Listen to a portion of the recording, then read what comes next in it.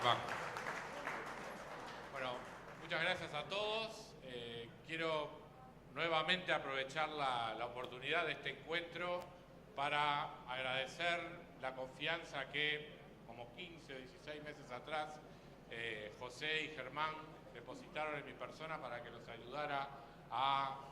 tratar de construir lo que fuera el programa, digamos, de gobierno de esta agrupación de cara a la interna y del Partido Colorado de cara a las próximas elecciones. Básicamente, si hay algo que ha habido en común en lo que muchos de ustedes estuvieron diciendo hoy en estas intervenciones previas, fue que sienten, cuando hablan con la gente, un renacer del interés, de la confianza, de lo que el Partido Colorado le puede aportar a la ciudadanía y desde una instancia de gobierno en el futuro. Es justamente mi intención de contribuir con mi imaginación, pasa por un lado en lo que tenga que ver con los aspectos programáticos que Germán comentaba, pero también ayudarlos a ustedes precisamente en ese tipo de cosas. Porque en la medida que eso que ustedes están sintiendo, ese mayor interés por lo que el Partido Colorado puede proponer, por lo que el Partido Colorado puede dar al país y lo que el Partido Colorado puede generar como alternativa, le va a empezar a generar a ustedes dos tipos de reacciones. Primero, le van a decir los grandes progresos que el Uruguay ha tenido en los últimos 15 años desde que el Frente Amplio es administración. Y la respuesta de ustedes tiene que ser no negar eso, porque de hecho es verdad que por lo menos en los 10 primeros años el país creció de manera interesante, pero también tienen que decirlo que de ese crecimiento esta agrupación cuando fue gobierno fue de alguna manera la fundadora y la que sentó la agenda de esa base de crecimiento. A tal punto, los gobiernos colorados generaron la agenda con la cual el país experimentó crecimiento, por lo menos hasta el año 2014, que las principales leyes en las cuales se apoyaron las reformas que permitieron este crecimiento, en su mayoría fueron rechazadas por quienes hoy son gobierno y se vanaglorian de los éxitos que tuvo la economía en estos últimos años. Entonces, cuando ustedes le digan el país creció, ustedes digan sí, efectivamente creció y nosotros somos socios y generadores de la agenda de ese crecimiento. En segundo lugar, le van a decir los problemas que tuvo Uruguay en ese año 2002, 2003, y sí, efectivamente, no vamos a negar que la pobreza era mayor en el 2002, en el 2003, de lo que es ahora, o que la deuda pública era mayor en el 2003 o en el 2004 como porcentaje del producto de lo que es ahora. Pero también es cierto que pocos países en el mundo, y nunca Uruguay en su propia historia, se recuperó tan rápido de una crisis como lo hizo a partir del año 2002, sentando las bases del crecimiento posterior. La caída en la pobreza y la mejora en los niveles de endeudamiento hasta el año 2014 fueron precisamente sobre la base de un crecimiento que se apoyó en un montón de medidas y en un montón de elementos y de reformas que se fueron generando en esos momentos. Entonces, es verdad que en una economía en crecimiento, la deuda como porcentaje del producto va a caer, como lo hizo entre 2004 y 2014. Pero hay que ser muy torombolo para que en una economía que siguió creciendo de 2014 en adelante, una deuda empiece a crecer y una situación fiscal se empiece a deteriorar como lo que estamos teniendo hoy. No sabemos todavía cómo va a ser la situación que va a heredar el senador Amorín cuando sea el próximo presidente de la República el 1 de marzo de 2020. Pero les puedo asegurar que va a ser mucho peor que la que recibió Tabaré Vázquez el 1 de marzo de 2005 cuando recibió la banda presidencial de Jorge Valle. Y entonces, quiero ayudarlos a ustedes a que tengan respuesta y a que con orgullo puedan de alguna manera referirse a lo que es el pasado de esta agrupación, a la capacidad que tuvo esta agrupación política de generar agenda y propuestas para que Uruguay creciera en estos últimos años, y además ser conscientes de que esta fuerza política actual en el gobierno, que cambió su propio discurso de muchos años y que lo mejor que se le puede reconocer es precisamente haberse desdecido de lo que dijo toda su vida en materia de políticas económicas para continuar lo que había sido el inicio de la agenda de reformas que se había planteado a comienzos de este siglo. La verdad es que desde los últimos 5 años se ha quedado sin agenda y que además, para los desafíos que enfrenta el país hacia el futuro, no tiene ninguna capacidad de respuesta. Y es ahí donde esta agrupación política, el Partido Colorado, es donde de vuelta es la que está en mejores condiciones de ofrecerle la agenda al país que necesita para las transformaciones que vienen de aquí hacia adelante, y sobre eso es básicamente la base de nuestro programa de gobierno. ¿En qué elemento podemos resumir nuestras ideas, nuestro programa? En una palabra: integración. Es integración al mundo e integración social. Tratar de alguna manera de evitar la grieta que se está formando en la sociedad uruguaya, básicamente generada a partir de la inequidad que está produciendo las deficiencias de nuestro sistema educativo. Esa es la peor herencia que va a recibir la próxima administración, y es el principal desafío que las políticas públicas tienen que encarar hacia los próximos años.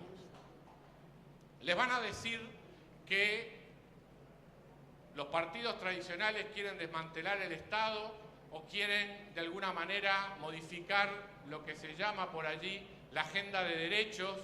que se ha generado en estas administraciones en los últimos años. El Partido Colorado tiene mucho más que una agenda de derechos. Lo que tiene es una agenda de libertades generadas a partir de las capacidades que queremos que todos los uruguayos tengan de valerse por sí mismos y no ser dependientes del Estado para poder vivir y poder trabajar y poder desarrollarse como personas y como ciudadanos. Es en esa integración basada en un sistema educativo equitativo que llegue hacia toda la población y que sea integrador y que brinde las herramientas para adaptarse al mundo moderno, que está de alguna manera el eje de lo que va a ser nuestra reforma educativa y la base de nuestras políticas públicas a ese respecto. Ciertamente, como decía, todavía no podemos saber hoy cuál va a ser exactamente la situación económica de Uruguay de aquí a un año. Pero si Amorín asumiera el 1 de marzo próximo, se encontraría con un país estancado, con un empleo que viene cayendo desde el año 2015, con una inflación que nunca termina de llegar a las metas establecidas por el Banco Central y, lo peor de todo, una situación fiscal que deja cada vez más limitado al país en su capacidad de endeudamiento y de flexibilidad de generar políticas que se adapten para enfrentar esta coyuntura. Si hoy asumiéramos el gobierno, nuestra primera medida es generar justamente la respuesta a estos problemas urgentes e inmediatos que tiene el país, a través de un plan nacional de producción y empleo que, con el margen fiscal que aún hoy tenemos, nos permita reducir los costos de producción que generan sobre todo los monopolios estatales hacia la actividad y hacia la producción privada, tratando de asegurar que organismos reguladores independientes determinen los costos de las tarifas públicas en función de costos de paridad de importación, los cuales implicarían que para el gasoil o el feloil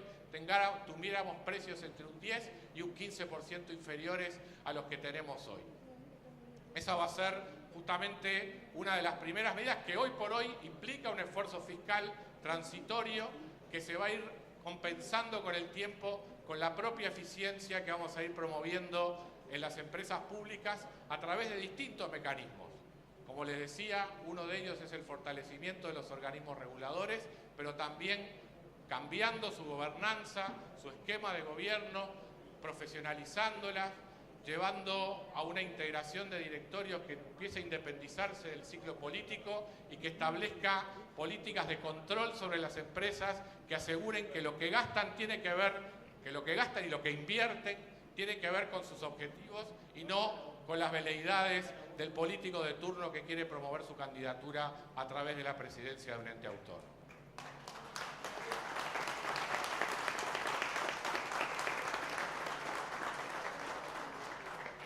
También vamos a incluir en ese programa de estímulo a la producción medidas tributarias transitorias que fundamentalmente apuntan a reducir o a suspender impuestos ciegos, como ya se hizo en alguna administración colorada anterior, cuando se suspendió el impuesto al patrimonio y se hizo algún acuerdo con los gobiernos municipales para reducir o suspender la contribución inmobiliaria, de tal manera que sectores productivos cuya rentabilidad se ha visto afectada no vean su capacidad de funcionamiento y de continuidad comprometida por la aplicación de impuestos que no tienen nada que ver con lo que están produciendo o lo que es su situación de rentabilidad actual. Esa también es una de las medidas que vamos a incorporar como parte de este programa de estímulo a la producción. Y si una de las mayores preocupaciones de los uruguayos hoy por hoy es el empleo, que como les decía, desde el 2015 no deja de caer, justamente a lo que estamos apuntando es a tratar de implementar un programa de empleo juvenil en el cual establecer bonificaciones a empresas por retención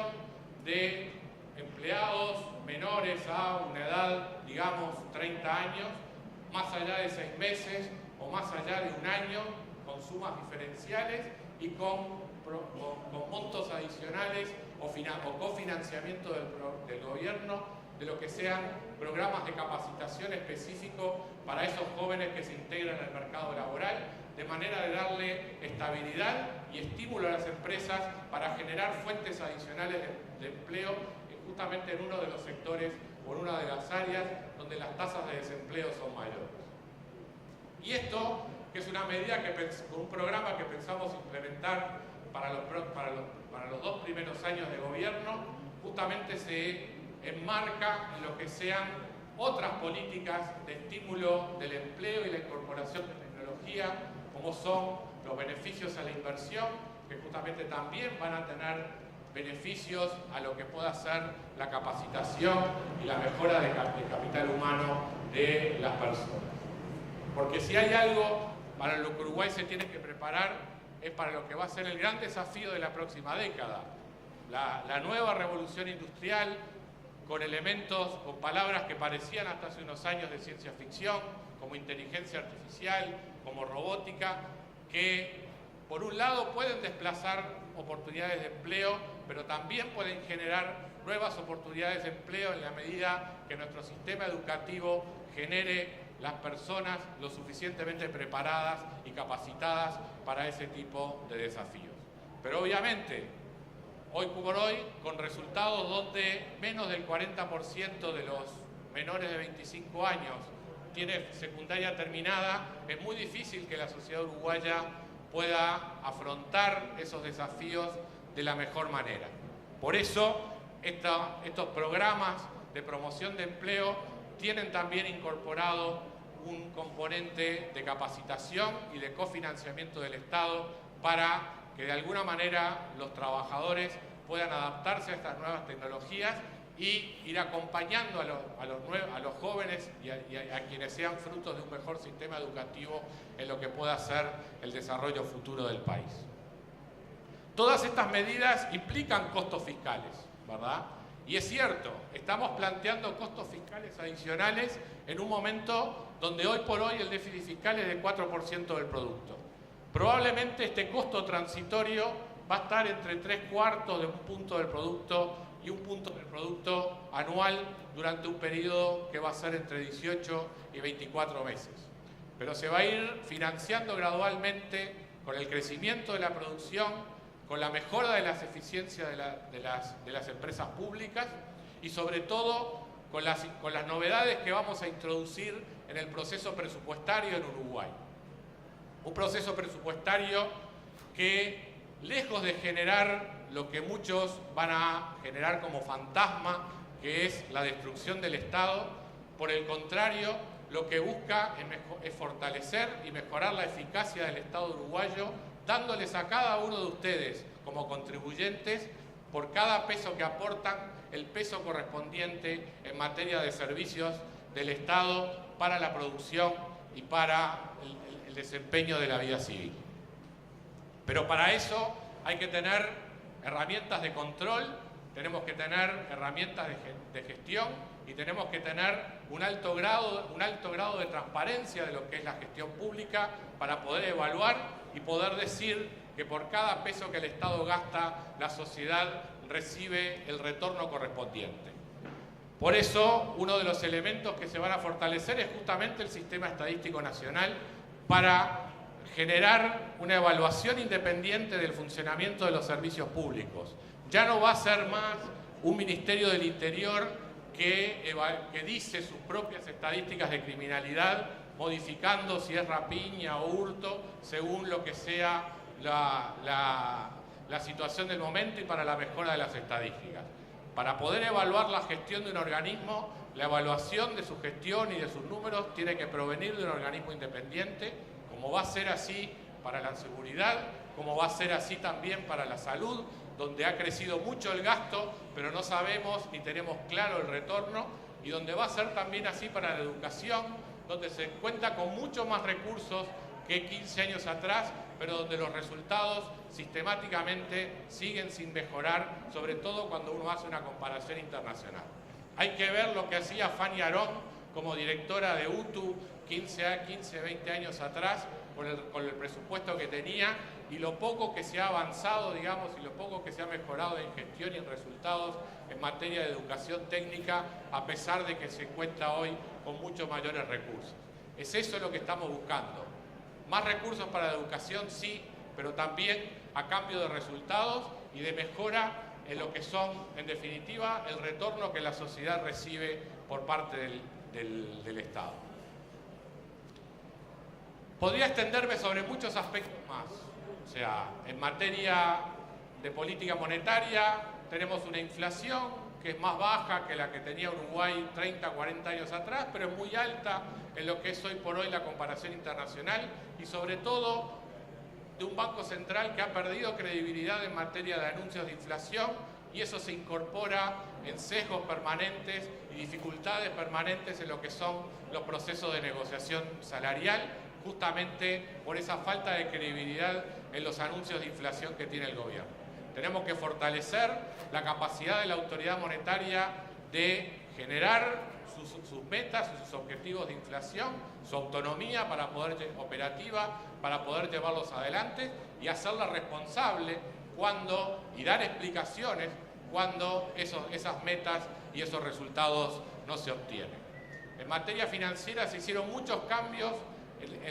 a comienzos de este siglo, entre el año 2002-2004, que afortunadamente continuaron en los años siguientes, pero gradualmente, tanto en materia financiera como en materia tributaria, nos hemos ido tiñendo y contagiando de tendencias internacionales que buscan fundamentalmente el control de las personas, que han cambiado el principio de inocencia de las personas en cuanto a su propiedad en materia de información, que han vulnerado derechos básicos en materia de privacidad de la información. Justamente uno de los elementos sobre los cuales queremos hacer que los uruguayos sean más libres es que cada uno sea dueño de su información. Las cuentas bancarias, la información de las cuentas bancarias no es de los bancos, es de ustedes como depositantes de esas instituciones. Los servicios que se realizan sobre esas cuentas bancarias son sobre información que pertenece a ustedes, y por lo tanto la posibilidad de todas las innovaciones tecnológicas que hoy se están generando para poder generar mejores servicios financieros y de mejor costo tienen que depender de ustedes y no de la voluntad o de la barrera que quieran poner la institución financiera de turno o una mala regulación del Banco Central. Queremos que las políticas financieras hacia el futuro estimulen una mayor participación, un menor costo, una mayor competencia y sobre todo una mayor calidad y apertura de servicios para lo que nosotros podemos disponer, pero además sobre todo la posibilidad de generar en Uruguay una industria que genere empleos de alto valor, con alto componente de tecnología y con nuevas empresas en una sociedad cada vez más digital, donde el Estado también se tiene que modernizar y generar procesos adaptados a esas circunstancias para lo que es el Uruguay, para lo que es el mundo de los próximos años, donde Uruguay tiene que ser mucho más competitivo y de menor costo. No quiero extenderme mucho más allí, pero como ven ustedes, básicamente nuestras líneas a lo que apuntan es a libertad, competencia, integración y el fortalecimiento del Estado en una sociedad cada vez más integrada, pero también mucho más controlada por ciudadanos libres que son capaces de ejercer su derecho de control sobre el funcionamiento del Estado. Muchas gracias.